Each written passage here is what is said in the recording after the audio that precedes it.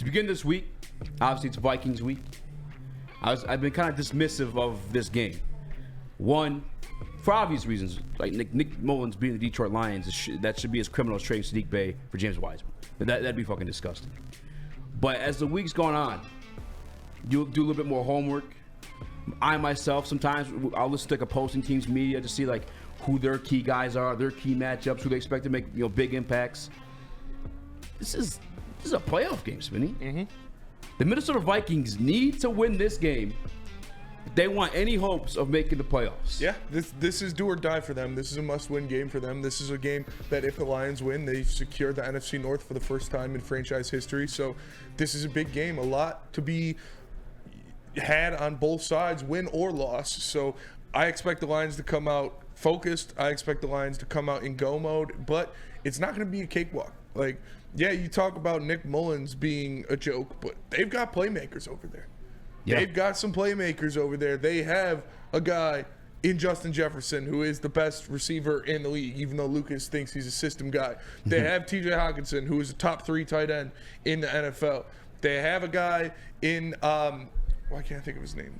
Not Jack. I keep wanting to say Jackson Smith. Addison. Yeah, Addison, who is a fantastic rookie receiver. He's probably the best rookie receiver so far this year. So they have playmakers out there. They have guys that can hurt you. And this Lions secondary, although it looked good at Denver, has been pretty shaky the past couple games. So they're going to try to attack this team where they can, and that is down the field, that is with these great pass catchers that Minnesota has to offer. It's going to be scary for the Lions, man. They have a lot of weapons that they're going to have to deal with. The good thing is that Nick Mullins is kind of a cousin, and they got a guy that they can rattle a little bit. If you confuse him with different pressures, you flash some blitzes and back out, confuse him with the scheme that you're running at him, he might get in his head a little bit. He might make some bad throws. He might hold the ball too long. Aiden Hutchinson will finally get another sack. So you're going to have to get in Nick Mullins' head before he gets the ball in the hands of his playmakers. That's for every reason. That's what I mean. This is an absolute playoff game. One, Minnesota needs to get to the playoffs if they hope to.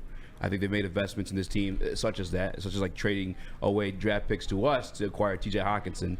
Two, and the same thing for the Detroit Lions. It's not, obviously we're going to the playoffs, but to win the NFC North, this is the game. Not only do you immediately kick them out of the situation, but you also insert yourself as a champion. By the way, in like playoff semi-situation for Detroit Lions, 1-0. I'm just saying for Dan Campbell's sake. Yeah. Because they beat the Green Bay Packers, another NFC North rival, I should say.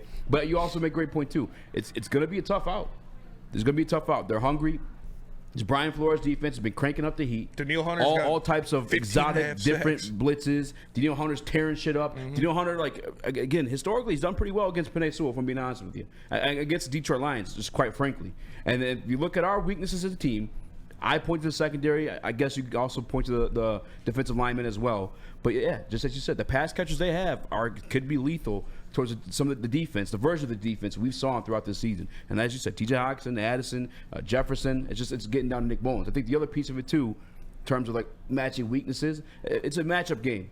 That's why it's any given Sunday. If you have a matchup that like favors another team's weakness, then you have an opportunity to win that game. But again, back to Brian Flores with the exotic defenses, the exotic blitzes. I mean, we talk about personnel for AG. He's really only cooking with Harrison Smith, Danielle Hunter, and I guess Ivan Pace you could put on there now as an undrafted free agent. But they put those blitzes. That's where we hear about Jared Goff is when he gets rattled. That's what we heard about the Chicago Bears talking a little bit of shit, but they got the W. That's what we hear about Roquan Smith and the Ravens talking a little bit of shit, but they got the W. And throw a couple blitzes at Jared Goff, and things start to change. I think this is going to be a lot bigger game than me personally even expected heading into it. Nick, you got anything on this one? Yeah, I mean, I've never bought into the Vikings this whole entire season. I thought the 5-game winning streak was a fluke when they acquired Josh Dobbs as well. And now it all comes into us going to Minnesota. And I watched the St. Brown podcast last night where St. Brown said he has never won in Minnesota as his tenure on the Lions. But he'll pick up that win come Saturday or come Sunday on Christmas Eve against the Minnesota Vikings to clinch the division for the first time since 93, is it? Yeah. Just insane. This defense does scare me. You brought up Hunter, absolute beast defensive end. That's the type of guy we're looking for to pair with Hutch, or we want Hutch to become that guy. That's the main key. Stop him, and I think we'll be just fine. This is a game where the Detroit Lions show why they are who they are, why they are the brand new Lions, why they are the team that is going to win the NFC North. Because you're going on the road against a division opponent, not an easy matchup by any reason, but there are no excuses. You put them in the ground. You're playing a backup quarterback.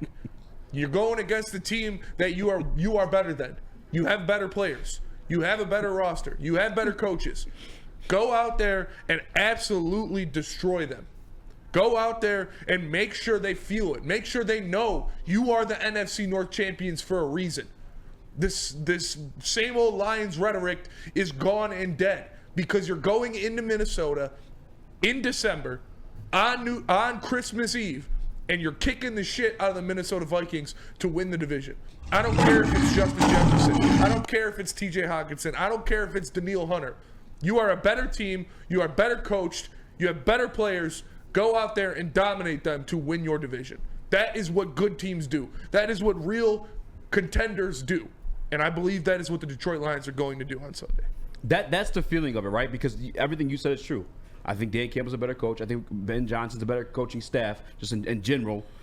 But this is a division game, and I'm not going to discount that. Because you talk about like true contenders, I'm never going to count Patrick Mahomes and those boys out of it. Although this year they don't look the part, they've taken house to Denver Broncos, the lowly Denver Broncos. The same Denver Broncos we beat the shit out of. This is how division games work. Shit, when we were a bad team, we had beat the Green Bay Packers every once in a while. Or we went on a complete streak of beating the Chicago Bears while they were perceived as a better team. It's a division game where just anything can happen.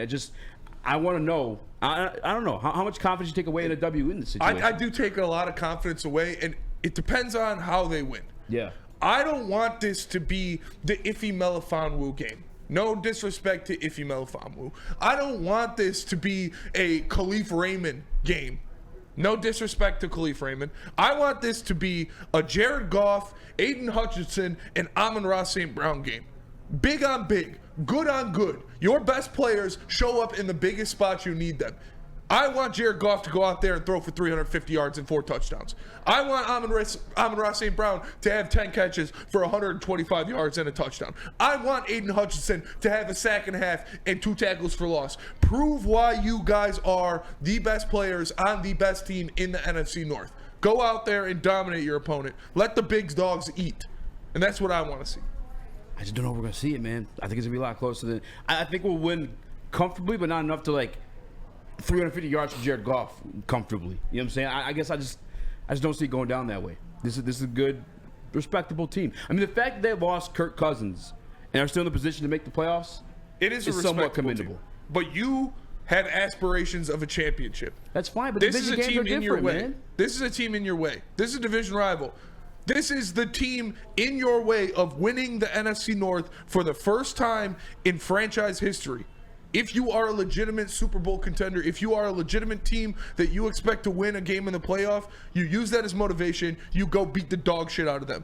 Because a respectable team should not stop a division champion from claiming their crown. You're absolutely correct. I'm just not putting that expectation on. That's all. Because the Chicago Bears are also a division opponent in the way of you doing all those same accolades. Yeah, and that was an upsetting, terrible loss. And that's why it was. Yeah. Because they didn't show up.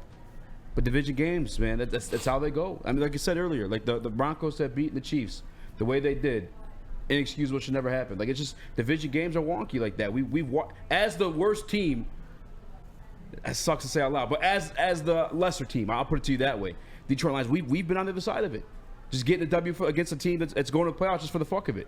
We're just rooting to ruin your seeding or whatever. Right? That's been like the opposing side for us. Yeah, and I get that. We're rooting to ruin your seeding because we have been there before. That's what we did against the Packers last year. Yeah. But go out there and prove why you're a top 3 team. I'll say this, though. Go out there and prove why you're one of the best teams.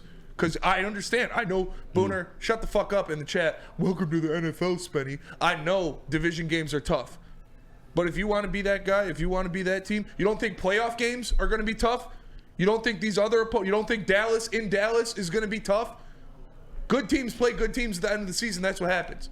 Go out there and beat this team. And do it with your big guns. I do want to say this, though. I definitely think the Detroit Lions still win.